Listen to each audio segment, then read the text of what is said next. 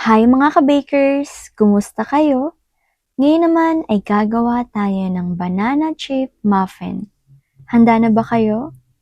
Ang mga kailangan natin ay condensed milk 1/2 can, fresh milk 1/2 cup, mantika 1/2 cup, asukal 150 grams, asin 1/2 teaspoon, baking powder 1 and 1/2 tablespoon, crushed banana 200 grams, baking soda 1/2 teaspoon, 2 itlog, soft flour 250 grams, choco chips 50 grams, at walnut na 50 grams.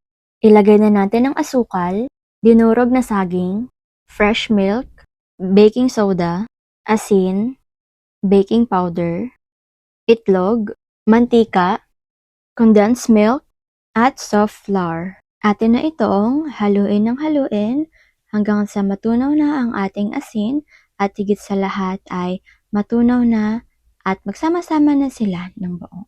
At kapag natunaw na at nagsama-sama na, ay pwede na natin itong ilagay sa ating mixer at hayaan lang natin siyang mag-mix ng hanggang 3 minutes.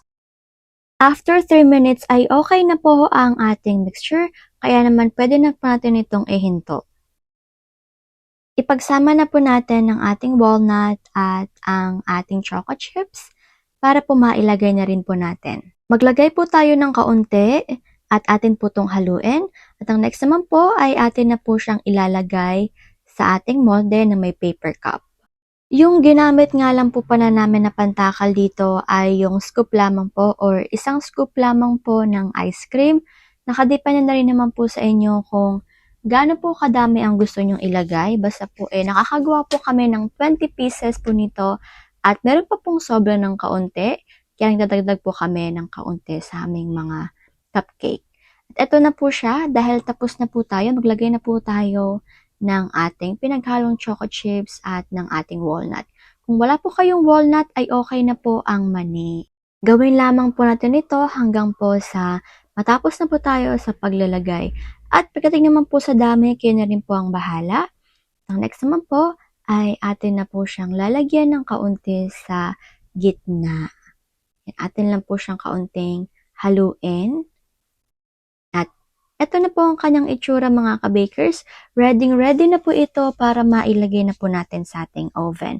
At ang oven temperature nga po natin sa taas ay 220, sa baba naman po ay 220 din at ang baking time ay 15 minutes lamang. At after 15 minutes ay luto na po ang ating banana chip muffin na sobrang ganda, sobrang sarap, at higit sa lahat ay sobrang lambot ng loob, tapos yung mababaw po or yung harap ay medyo matigas ng konti. Yung parang ganun, yung parang crunchy siya pero sobrang lambot sa loob. Talaga namang winner na winner naman talaga ito, lalo na kung ito po ay ating ipang nenegosyo or ating ipang merienda sa ating pamilya. O di po ba bonggang-bongga?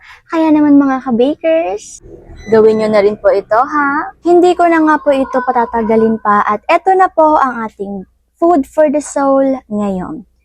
Jeremiah 29:11. Sapagkat batid kong lubos ang mga plano ko para sa inyo, mga planong hindi ninyo ikakasama, kundi para sa inyong ikabubuti. Ito ay mga planong magdudulot sa inyo ng kinabukasang punong-puno ng pag-asa. Amen mga ka-bakers! Ang pananalig sa Panginoon ang siyang pinakamagandang magagawa natin habang nabubuhay tayo sa mundong ito. Amen? Kaya naman hanggang dito na lang po muna ako mga ka-bakers. Paalam muna. Take care at higit sa lahat ay God bless.